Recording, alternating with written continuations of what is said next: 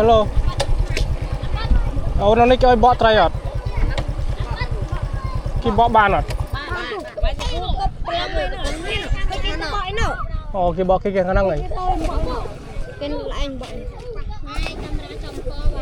លុយស្រស់ដាក់លុយស្រស់អត់បងប្រានវិជួ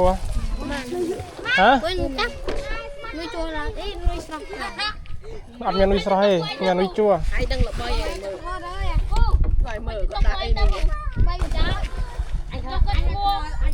អញលុយគេលុយជួតាវ៉ាន់លុយ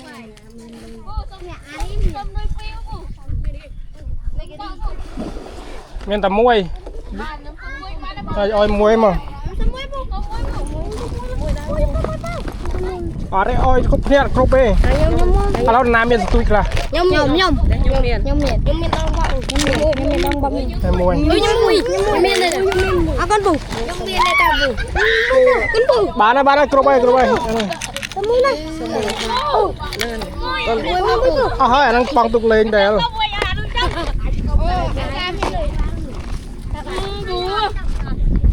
គេថាបើក្មេងៗសុំនុយយើងត្រូវតែអោយបើមិនអោយយើងនឹងសួយ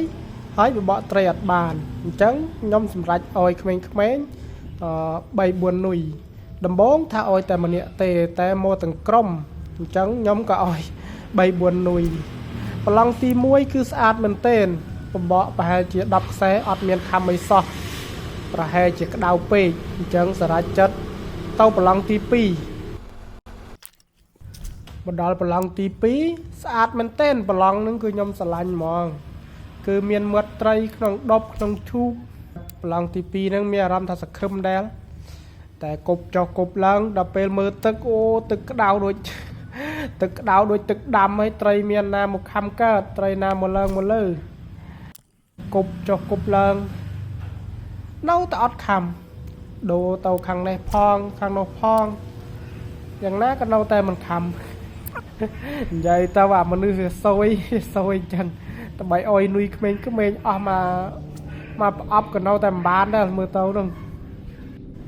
ត្រីហ្នឹងបើក្រោកមកពីព្រឹកម៉ោង6ម៉ោង7ផ្អាចនឹងខំហ្នឹងមើលទៅហ្នឹងព្រោះអីព្រឹកវាត្រជាក់ប្រហែលជាវាចេញមកខំបានឬក៏មាននុយស្រស់នុយអីប្រហែលជាវាខំព្រោះខ្ញុំប្រើតែនុយជួអញ្ចឹងគប់មិនក៏នៅតែវាមិនខំដែរមនុស្សសួយអញ្ចឹងឯងដល់ប្រឡងទី3គប់បានប្រហែលជា10ខ្សែក្តៅពេកសួតបានស្រាច់ចិត្តថាឈប់ហ្មងទៅក្តៅ